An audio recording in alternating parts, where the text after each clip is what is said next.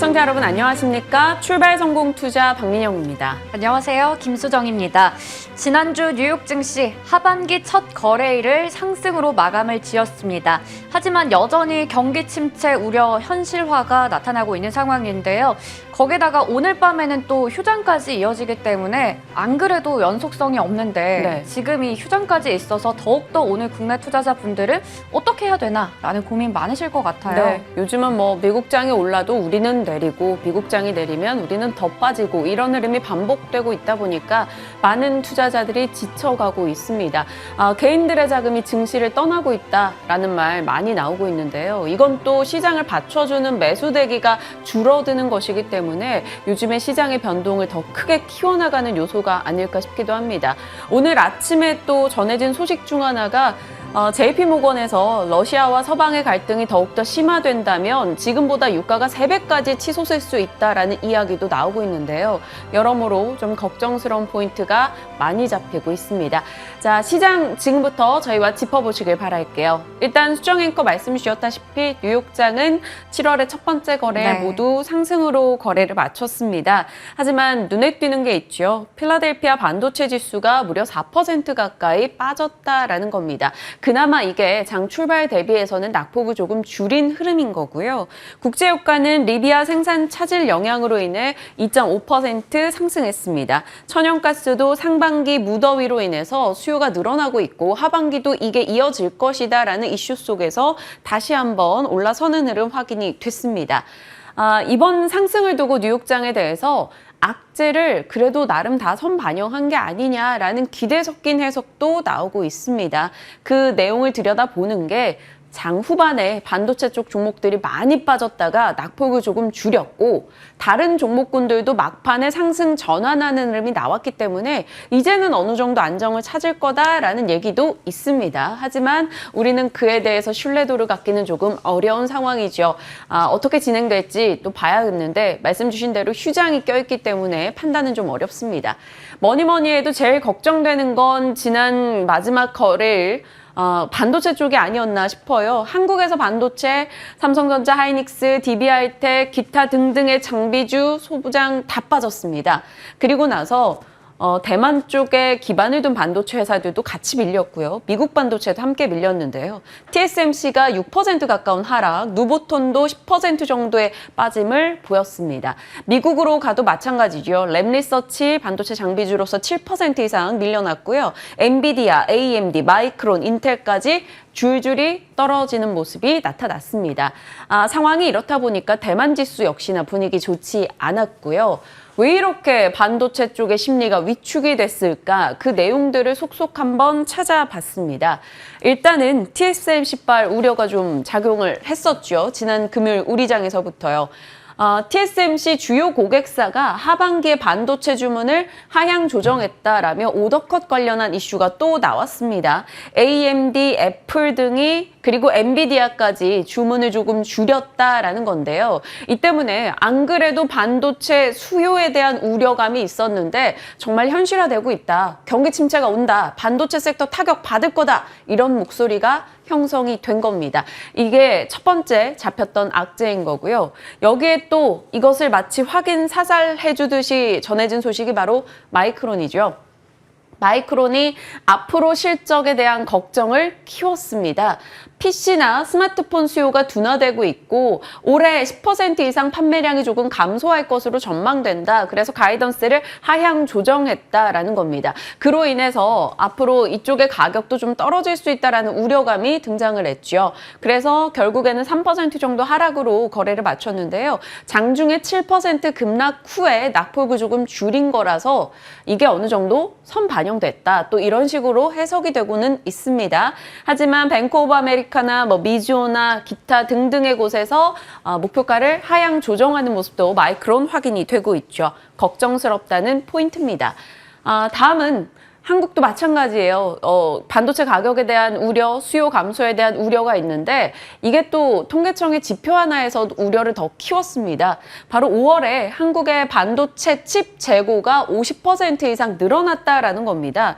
재고가 쌓이고 있다라는 것을 두고 결국에는 수요 감소, 미리 우리가 인플레를 대비해서 곳곳에서 주문을 넣어놨고 재고를 쌓아놨기 때문에 이제는 생산이 줄어들 수밖에 없는 상황이다. 뭐 이런 얘기가 등장을 하고 있는 겁니다. 이러다 보니 당연히 국내 반도체까지 좋지 않은 흐름이 나올 수밖에 없죠. 이게 조금 새롭게 추가된 악재들이고요.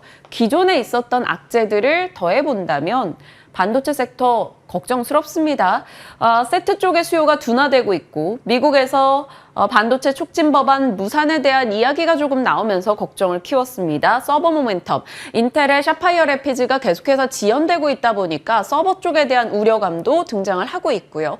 실적 전망 낮아지고 있죠. 지난해 대비 반도체 장비 투자가 줄었다라고 합니다. 그러면 당연히 소부장까지 같이 걱정스러울 수밖에 없겠죠. 이 모든 악재와 싸우고 있는 것은 호재성 이슈 하나입니다. 이게 호재인지는 모르겠습니다만 많이 빠졌기 때문에 설마 더 빠지겠냐라는 심리가 작용을 하고 있는 거죠. 거기에는 우리 삼성전자, SK하이닉스도 마찬가지입니다. 별걸 다 같이 합니다. 나란히 52주 신저가를 기록했죠. 지난주 마지막 거래일까지. 올해 들어서 계속해서 부침을 겪었고 개인 투자자들은 끝없이 이들 종목으로 자금 투입을 했습니다만 아직까지는 성과가 나지 못하고 있습니다. 지난 방송에 한번 언급을 드렸었던 내용인데요. 국내 반도체사의 마지막 자존심이 결국에는 수출이 잘 된다라는 거고 그래도 실적은 나온다라는 건데 이 실적에 대한 우려와 수출에 대한 우려가 등장을 하면서 이들 종목의 탄력이 더욱더 떨어지고 있는 겁니다. 올해로 놓고 봐도요. 작년 대비해서 성적이 많이 떨어질 걸로 보입니다. 성장률이 반도체가 지난해 29였는데 지금은 10% 정도 성장으로 성장률이 뚝 떨어질 것이다. 수출 성장률에 대한 감소, 결국 실적에 대한 우려로 이어질 수 있다라는 지적 나오고 있습니다. 여러 우려 섞인 목소리가 들린 가운데 그래도 나름 희망의 불씨를 주는 곡이 있었습니다. 권밍치라고 해서 애플 전문가로 유명한 애널리스트죠. 그가 애플의 이 TSMC 오더컷 이슈에 대해서 이것은 루머일 뿐이다. 애플은 신제품 양산 전에 전망치를 소폭 조정하는 것은 흔한 일일 것이고 이것이 오더컷이 아니라 그저 주문 지연으로 보통 잡히는데 이번 일은 루머다라고 이야기를 하고 있습니다. 그리고 덧붙인 것은 중국의 아이폰 이번에 9월에 나올 신작이 작년보다 수요가 훨씬 클 것이다. 애플에 대해서 걱정할 거 없다라는 이야기도 나왔습니다. 반도체에 대한 우려를 덜어줬다라기보다는 애플에 대한 힘을 실어준 느낌이긴 한데요. 어찌됐건 애플에 대한 긍정의 시각이 나왔으니 또 애플 관련주 한 번 더 봐야 되나 싶습니다. 최근 들어 BH 등의 흐름이 꽤나 좋거든요. LG이노텍, BH 신작 나오기 전에 애플 관련주 한 번 더 체크하자라는 시사는 던져볼 수 있을 것 같습니다. 자, 올해 상반기 그리고 7월 1일까지 성적표를 개인 투자자들의 종목으로 한번 열어봤더니 머니투데이에서 집계한 자료가 있었습니다.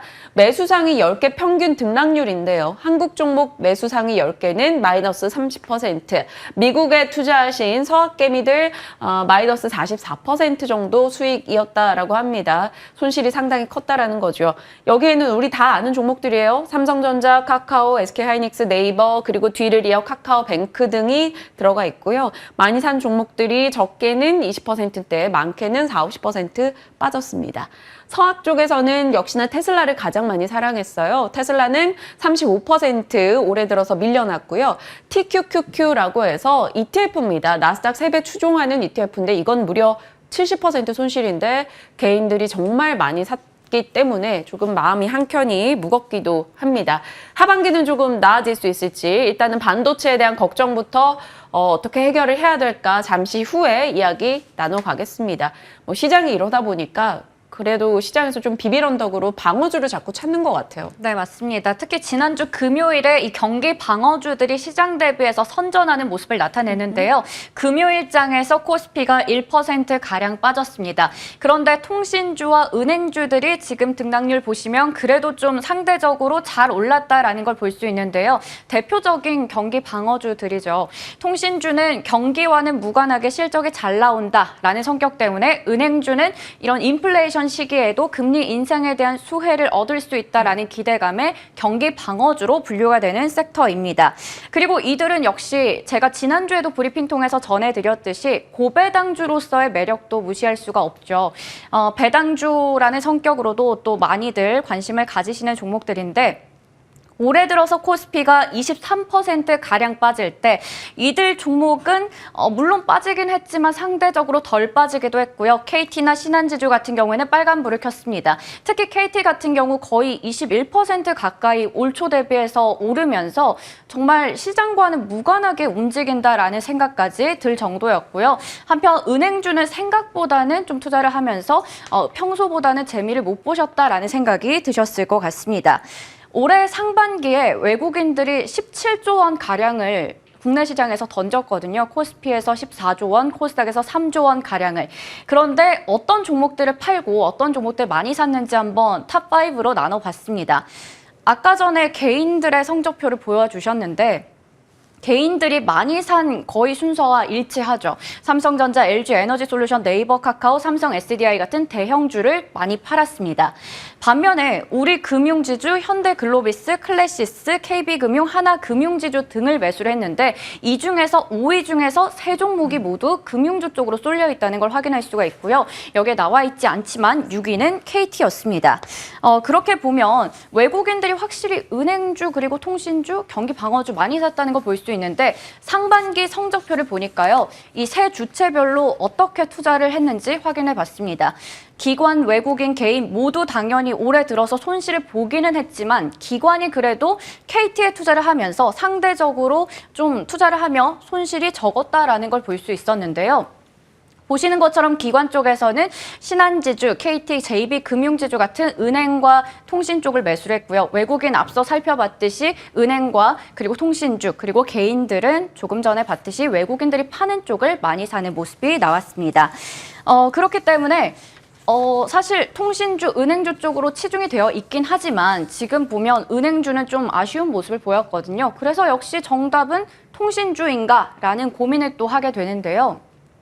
증권가에서는 크게 3가지로 이야기를 하고 있었습니다. 메리츠증권에서는 하반기에도 실적 개선과 배당에 대한 매력이 있는 쪽으로 통신주를 얘기를 하면서도 중간 배당을 SK텔레콤과 LG유플러스가 지급을 했기 때문에 또 KT는 연말 배당금이 남아있어서 KT 쪽을 보자라고 얘기를 했고요. 신한금융투자에서는 지금 정부에서도 통신요금 인하 정책을 추진하고 있다는 점도 함께 예시를 들었습니다.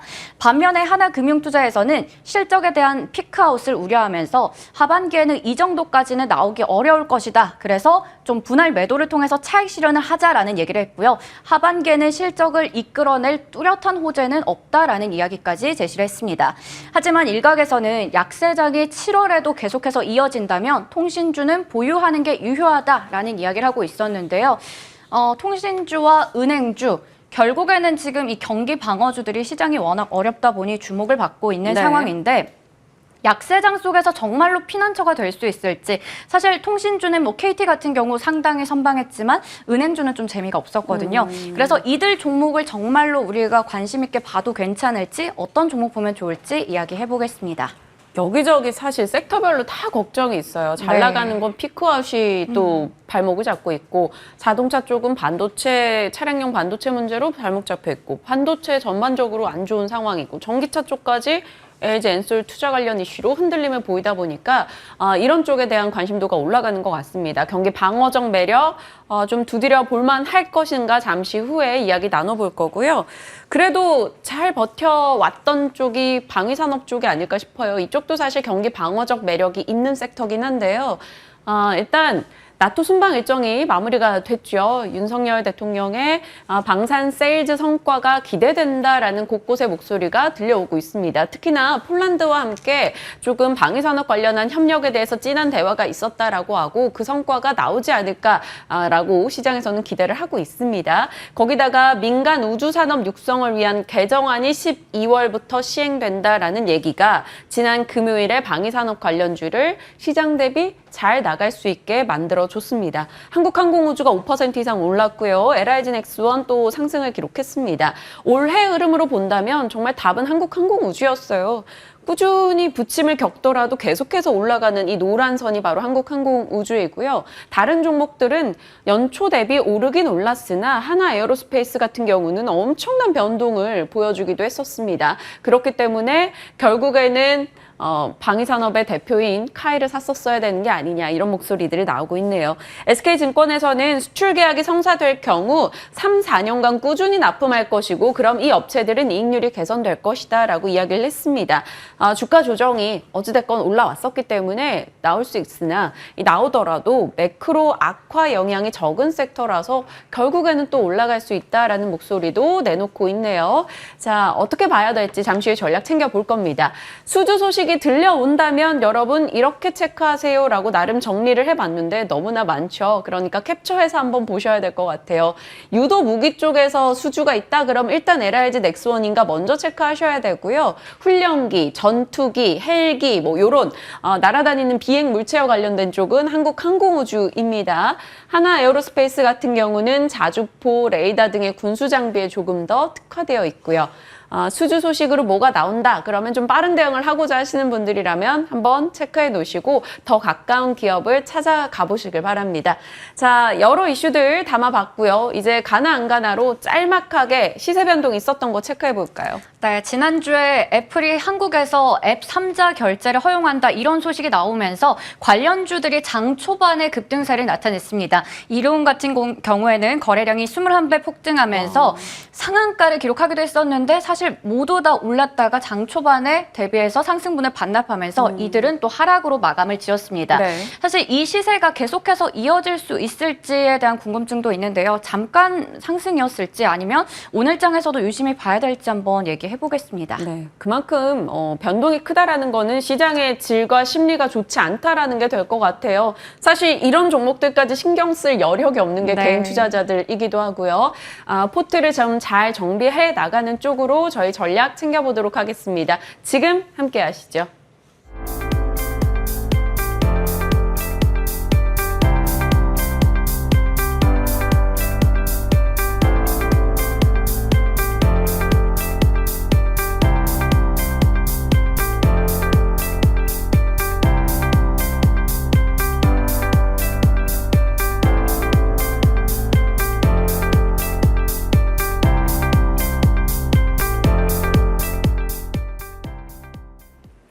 시장에 대한 고민 하반기에도 이어질 겁니다. 아직까지는 기대보다는 고민이 큰 상황인데요.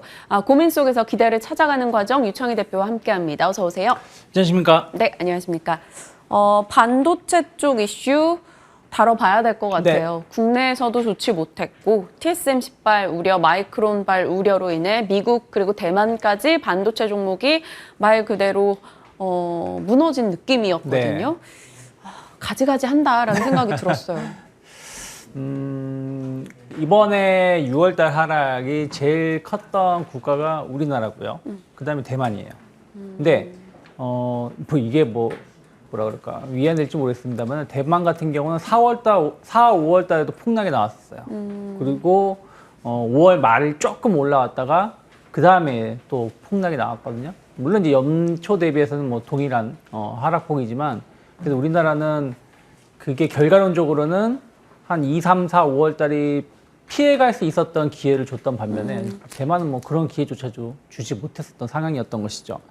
그 이유 중에 하나가 이제 결국에는 이제 두 국가 하면은 반도체, IT 강국 아니겠습니까? 네. 뭐 삼성전자를 말씀드린다면 올해 그 28% 정도 하락을 했는데 개인 투자자가 한 15조 3,700억 정도를 매수를 했다고 해요. 근데 외국인은 지난 29일자 기준인가요? 50%가 무너졌죠. 지금 49.8%가 정도 되는 걸로 알고 있어요. 그리고 그 이유가 이제 경기 침체 이슈 때문인데 경기 침체가 발생하게 된다면 IT 기기에 대한 수요는 감소할 수밖에 없고 거기다가 지금 주요 업체들 뭐 아마존이라든지 구글이라든지 뭐 메타라든지 이런 기업들의 투자가 위축될 것이다. 이미 지금 투자가 지금 줄어들고 있죠. 네. 어찌됐든 서버형 투자가 급감한다라면 D램이라든지 낸드 가격이 하락할 수밖에 없는 거 아니겠습니까? 거기다가 또 인텔 관련된 신제품 출시가 지연되는 부분들 이런 것들이 또 DDR5 전환으로 가는데 또 걸림돌이 되는 것들이 좀 있었다라는 것이죠. 그래서 이런 부분들이 복합적으로 작용을 하면서 투자 심리가 악화가 되었고 뭐 삼성전자 하이닉스가 뭐 주구장창 하락을 한다라면 관련된 부품 소재주들 같이 하락할 수밖에 없는 것이죠. 거기다 이제 마이크론도 실적 전망치가 대폭 줄어들었죠. 그런 부분들이 이제 삼성전자 2분기 실적에 대해서 약간 불안감이 좀 계속해서 나오고 있지 않나 생각을 좀 하고 있습니다. 그래서 뭐 지난주에는 삼성전자가 3나노 본격적으로 양산 들어갔다 뭐 이런 얘기가 나왔어도 시장에서는 시큰둥하죠. 뭐 3나노가 됐든 뭐가 됐든 팔려야지 이런 부분들 아니겠습니까? 그래서 지금 자체를 보신다면 이번 6월달 하락을 주도했었던 게 IT 섹터고 또 끝에 하락을 주도했던 게 2차전지, IT 2차전지 쪽이었기 때문에 특히 IT 관련해서는 좀 시장 흐름을 좀 더 봐야 되지 않을까. 그래서 저는 만약에 반등이 나온다라면 비중을 줄이시는 전략이 맞지 않을까 생각하고 있습니다. 근데 사실 막 삼성전자 그 높은 가격에 잡혀 있으신 분들은 약간 자포자기 상태일 거란 말이에요. 그래도 네. 삼전이니까 내가 10년 뒤에 계좌 열면 뭐 어찌 돼 있겠지라는 기대로 아예 안 보고 계시는 분들도 계실 것 같고 지금 사실 어떻게 팔아요, 삼성전자? 근데 더 하락하게 되면 결국에는 지금 파는 게 좋은 것이죠. 그러니까 저는 그렇게 생각을 해요. 그러니까 말씀하신 것처럼 뭐 나는 뭐 어떤 분은 뭐 8, 9만 원에 매수해서 손실 보고 계신 분도 계실 거고 어떤 분들은 6만 원대 바닥일 가능성이 높아서 매수하신 분도 계실 거라 생각 좀 하고 있어요. 약간의 차이는 발생할 수 있겠죠. 그리고 말씀하신 것처럼 삼성전자가 망할 회사는 아니고 뭐 한 2, 3년 뒤에 업황이 개선되면은 제일 먼저 잘 갈 수 있지 않겠냐는 흐름들은 전 또 틀린 말은 아니라 생각 좀 하고 있어요. 네. 그러면 그렇게 하실 수 있는 분들이라면 뭐 삼성전자가 3만 원을 갈지 4만 원을 갈지 아니면 여기서 바로 올라올지 모르겠습니다만은 그 하락을 하더라도 뭐 버티실 수 있겠습니다만은 막상 정말 3만 원 가면은 후회하실 경우가 많이 있으시다는 것입니다. 그래서 저는 만약에 종목을 교체하신다라면 뭐 현대차라든지 이런 쪽으로 교체하는 게 맞다 생각하고 있고 그게 아니시라면 뭐 저는 한 절반 정도는 매도를 하고 정말 시간 갈 싸움을 하신다면 절반 정도 매도를 하고 현금 갖고 계시다가 나중에 정말 하락했을 때 재매수 하시는 게 결국엔 현금을 사는 것도 전략이거든요. 주식을 매도하고 현금을 산다. 네. 네, 네. 그래서 그런 부분들의 어떤 전략이 필요하지 않을까. 그냥 단순하게 마냥 가지고만 계신다고 하시기에는 지금 모든 시황이 안 좋기 때문에 저는 조금 반대를 말씀드리고 싶습니다. 네, 어느 정도 리스크 관리를 좀 이들 종목도 해야 한다라는 점을 강조해 주신 거고요. 저희도 빨리 뭐 삼성의 수율 문제도 잡혔고 업황도 좋아지고 잘 팔리고 있어요. 이런 소식 전할 수 있었으면 좋겠다라는 생각이 듭니다. 반도체 쪽 이야기 조금 문을 두드려 봤고 다음은 그러다 보니 시장에서는 방어적 성격을 가진 섹터가 비교적 견조합니다. 그게 통신, 은행, 뭐 방산이 됐든 간에요. 방어적 매력 그리고 배당 매력 같이 놓고 네. 봤을 때 괜찮나요? 뭐 저는 나쁘지 않다 생각을 좀 하고 있습니다. 특히 이제 배당 관련해서는 지금 엄청 더운 여름이긴 하지만 금방 또 가을이 올 것이고 그럼 그때부터 좀 배당주들에 대한 관심도가 나올 수 있다 생각하고 있고요. 또 저는 뭐 여름 정도에 또 출렁거림은 있을 수 있겠습니다만은 그 전에도 말씀드렸던 것처럼 지난 시간에도 말씀드렸던 것처럼 가을 이후부터는 어느 정도 좀 저점을 높여갈 가능성이 좀 높다 생각하고 있기 때문에 뭐 관련된 전략은 투자 전략은 나쁘지 않다 생각하고 있고요. 특히 이제 그 시장 조정기에는 뭐 경기 침체네 뭐 이게 금융 시스템 붕괴네 뭐네 뭔진 모르겠습니다만은 지난 6월 마지막 주 같은 하락이 나올 때는 모든 종목이 다 하락을 해요. 뭐 그때는 경기 방어주고 뭐가 없습니다. 상장사의 90% 넘게가 빠졌잖아요. 그렇죠. 네. 하지만 전체적인 흐름을 본다라면 약세장에서는 경기 방어주들이 어찌되었든 다른 종목 대비해서 덜 하락하거나 오히려 좀 오르는 경우도 있다라는 것이죠. 그래서 그런 부분들을 보고 투자를 권유를 해드리는 것인데 일단은 첫 번째가 뭐 금리 인상기에는 좀 아무래도 경기 방어주들이 약간 자산이 많고 또 실적이 안정적인 실적이 나오는 부분들이 좀 있어서 그런 부분들이 또 배당으로 연결되는 경우가 많이 있다라는 것이죠. 그래서 그런 게 또 매력으로 작용하는 게 있고 또 최근처럼 이렇게 투매가 나왔을 때 같이 하락하게 된다면 또 가격적 메리트도 발생할 수 있다라는 것이죠. 그래서 경기 방어주의 대표적인 통신주들도 한번 급락이 나왔다가 좀 반등이 나와주고 있는 모습을 보여주고 있는데 다만 이제 저는 만약에 통신주 중에서 관심을 보여준다면 앞에서도 뭐 이미 나왔지만 KT를 조금 더 주목하실 필요가 있지 않을까. 아무래도 좀 KT가 신정부 들어서는 뭐 좀 규제가 좀 완화될 가능성이 좀 높지 않을까 생각을 좀 하고 있어요. 그런 부분들을 좀 높게 평가를 하고 있고, 나머지 평균 가입자 요금 증가라든지 또 구독 서비스라든지 이런 부분들로 인해서 부가가치 수입이 늘어나고 있다는 부분들도 저는 긍정적으로 평가를 하고 있습니다. 그리고 이제 저는 이건 마지막 이슈라 생각하고 있는데, 그 K뱅크 상장이라든지 뭐 이런 부분들이 좀 있기 때문에 그것이 끝나기 전까지는 KT는 조금 더 안정적인 주가 흐름을 보여줄 수 있지 않을까 생각을 하고 있기 때문에 네. 좀 KT를 좀 추천해 드리고 싶고요. 그리고 이제 은행주, 보험주를 보신다라면 저는 은행주보다는 보험주를 보는 게 맞지 않을까. 왜 그러냐면 지금 시장 자체가 경기 침체 우려감들로 시장을 좀 압박하고 있거든요. 네. 그러면 경기 침체가 아니라 그러면 은행주가 금리 인상으로 인해 가지고 실적 증가에 대한 기대감으로 저는 적극 매수를 하는 게 맞다라고 생각하고 있지만, 경기 침체로 간다라면 가장 먼저 타격을 받는 게 은행이라는 맞아요. 것이죠. 왜냐면은 기업들이 도산을 한다든가 아니면 일반 소비자들이 좀 고금리 대출을 받아가지고 신용이 좀 악화가 된다면 또 상환 능력이 떨어지니까요. 그런 부분들이 영향을 받을 수밖에 없다 보니까 최근에 주가가 좀 하락하고 있는 것이 아닌가. 특히 은행 영업을 주로 하는 기업들이 많이 연초 대비해서 올라오지 못하고 있는 게 그런 것을 일부 반영하고 있다 생각을 좀 하고 있어요. 그래서 만약에 뭐 금융지주사 쪽으로 해서 보신다라면 뭐 대장주는 신한지주지만 저는 은행주는 조금 보수적으로 보는 게 맞다 생각하고 있고, 오히려 손보사를 좀 관심 있게 보실 필요가 있지 않을까 생각을 좀 하고 있습니다. 손보사는 금리 인상에 대한 어떤 수혜도 같이 가져갈 수가 있고요. 네. 또 배당도 나름 많이 하는 섹터 중에 하나고요. 그리고 우리가 이제 경제가 안 좋아지고 소득이 줄어들게 된다면 제일 먼저 해지라는 게 보험이라고 하는데, 손해보험은 해지를 제일 늦게 해요. 뭐 예를 들어서 뭐 자동차 보험 해지할 일이 없고요. 또 일반 실손보험 같은 거, 건강보험 같은 거 해지할 가능성이 없다, 제일 늦게 한다는 것이죠. 그래서 그런 부분들이 타격을 덜 입는 부분들 좀 보신다라면, 또 손해율도 많이 줄어들 수 있죠. 아무래도 경기 침체가 발생하면 뭐 차량 운행 횟수도 줄어들 것이니까. 그래서 그런 측면에서 보신다라면 의외로 손해보험사들 최근에 주가 흐름 보면 많이 하락하기보다는 계속해서 고점을 좀 지키고 있지 않나, 그렇게 보고 있습니다. KT와 그리고 금리 상승기 수혜주로 여겨지는 섹터에서는 경기 침체 타이틀에 영향받지 않는, 좀 덜 받는 손해보험사로 압축해보자라고 의견을 주셨어요. KT와 손해보험사 저희 기억하겠습니다. 자, 방위산업에 대한 이야기도 이어갈게요. 사실 뭐 대표님과 워낙 많이 네. 얘기 나눠봤었고요. 또 긍정적인 답변 주셨던 걸로 기억하는데, 방산주는 계속 그래도 이슈가 쏟아지네요. 네. 괜찮을까요? 저는 방산주들은 한두 종목은 계속해서 관심 있게 보셔야 된다 생각을 좀 하고 있어요. 왜 그러냐면 그때로 말씀드린 것처럼 러우 전쟁 때문에 방산에 대한 투자가 계속 늘어나고 있다는 것이죠. 특히 동유럽이라든지 뭐 이런 쪽으로 해가지고의 투자가 늘어나고 있기 때문에 우리나라가 그런 거에 대해서, 물론 이제 미국이라는 이쪽이 가장 큰 수혜를 있지만 우리나라가 틈새 시장 공략을 잘 하고 있습니다. 그래서 그런 부분들이 반사 이익을 계속 톡톡히 누리고 있다라고 보고 있어요. 특히 뭐 러우 전쟁 때문에 좀 재래식 무기를 많이 소진을 하고 현대식으로 좀 교체를 많이 하고 있지 않습니까? 많은 국가들이. 그래서 그런 부분들에 대해서 좀 안정적인 매출 이어갈 수 있다 생각을 좀 하고 있고요.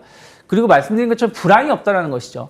경기 침체가 있든 경기 호황이 있든 방산에 대한 그 예산 집행은 일정하게 집행이 되고 있기 때문에 그런 부분들이 어쩔 때는 좀 보수적으로 볼 수 있겠지만, 또 어쩔 때는 지금 같은 시기에서는 안정적인 또 매출을 확보하고 있다는 것도 저는 긍정적이라 보고 있습니다. 거기다가 뭐 이게 뭐 얼마나 갈지 모르겠습니다만은 그 환율 효과 같은 경우도 톡톡히 누릴 수가 있어요. 다른 거는 다 예를 들어서 생산 기지가 외국에 있기 때문에 뭐 환율 효과가 얼마나 누리겠냐겠지만, 네. 방산은 다 우리나라에서 만들어서 수출하는 거 아니겠습니까? 그런 부분들이 또 환율 효과도 일부 있을 수 있다. 좀 그렇게 보고 있고, 또 아까 말씀드린 것처럼 낙폭과대 인식 최근에 좀 많이 같이 하락을 했죠. 그리고 수급적으로도 나쁘지 않은 걸 보신다라면, 저는 그전에도 말씀드렸던 것처럼 뭐 한국항공우주 계속 관심 있게 보시고 LRG 넥스원도 저는 주목하실 필요 있다 생각하고 있습니다. 네, 알겠습니다. 방산주에 대해서는 긍정의 시각 확인해 주셨고 종목은 압축해 주셨습니다. 창의 스픽으로 가겠습니다. 원자재 가격 하락 신호에 미리 웃는 기업들 어디일까요? 요즘 떨어지는 원자재가 좀 곳곳에 보여서. 네, 이게 아직은 이게 뭐 딱히 확정됐다라고 말씀드릴 수는 없는데, 그 최근의 흐름을 보신다라면 그 원자재 시장이 알게 모르게 되게 많이 하락을 했어요. 네, 맞아요. 뭐 대표적으로 구리 같은 경우는 경기를 선행한다고 해서 그런지 모르겠습니다만 계속 저점을 이탈하면서 하락을 하고 있고요. 막 니켈 이런 것들도 꽤 네. 떨어졌더라고요. 곡물 가격 같은 거 보신다 그러면 이미 우크라이나 러우 전쟁 발생 이전에 그 가격 언저리까지 지금 하락을 했습니다. 옥수수고 소맥이고 뭐고 할 거 없이. 근데 최근에 들리는 소식 보면은 작황이 나쁘지 않다고 해요. 뭐 작황이 안 좋을 거라 기후 뭐 이변이라든지 이런 것 때문에 좋지 않을 거라고 예상을 했는데 생각했던 것보다 좋다라는 얘기가 나오고 있습니다. 거기다가 러시아 같은 경우도 지금 우크라이나가 수출할 수 있는 부분들, 항구로 인해서 수출할 수 있는 것을 좀 열어주겠다. 또 자기들도 수출하겠다. 이런 얘기도 좀 나오고 있는 거 아니겠습니까? 그래서 좀 농산물 쪽에서도 나쁘지 않고요.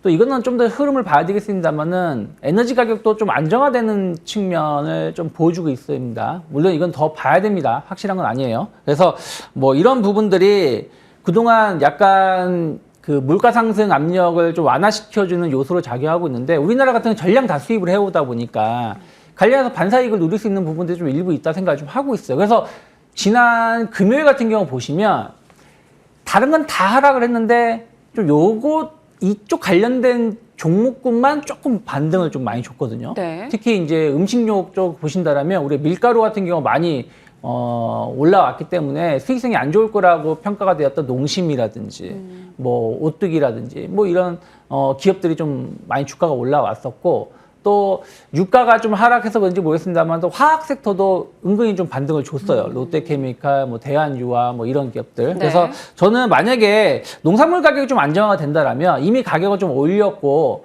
혹은 반대로 수익성이 좀 개선될 수 있는 하반기에 개선될 수 있는 기업들 뭐 CJ 제일제당이라든지 농심 같은 경우 조금 주목해 보실 필요 있다. 특히 농심 같은 경우는 거의 뭐 밀가루로 다 만드는 거 아니겠습니까? 그래서 이런 기업이 의외로 지금은 안 좋지만 안 좋은 시기가 거의 지나가고 있는 개념으로 보신다라면 또 투자의 발상의 전환이 될 수 있다 생각을 좀 하고 있고요. 그리고 유가 하락이 뭐 급락이 아니라고 하더라도 점진적으로 하락한다든가 좀 완화가 된다라면 어쨌든 뭐 화학 업종이라든지 정유 업종이라든지 철강이라든지 이런 업체들을 어떻게 보면 스프레드 차이로 내가 사오는 단가 또 판매한 단가 이런 차이로 수익을 내는 거 아니겠습니까? 그러면 그런 부분들이 좀 개선될 여지가 좀 있지 않을까 생각을 좀 하고 있어요. 그러면 뭐 일단은 롯데케미칼 같은 기업들 지금 당장 매수를 하자는 것은 아니지만 시장에서는 먼저 좀 움직임이 나오고 있다. 그러면 조금 흐름을 주의 깊게 보시면서 7월 달 한번 관심 있게 볼 수 있지 않을까라고 판단하고 있습니다. 유가의 움직임이 좀 뭐 달리 급등으로 가게 된다 이렇다면 네. 일단 배제해야 되는 그쵸. 거지만 유가가 하락할 경우에는 또 반사이익 기대감에 대한 기대에 가져갈 수 있다라고 얘기를 주셨네요. 일단 농심 쪽도 강조를 해주셨으니까 여러분 잘 체크하시길 바랍니다. 자, 유창희 대표와 전략 나눠봤습니다. 고맙습니다.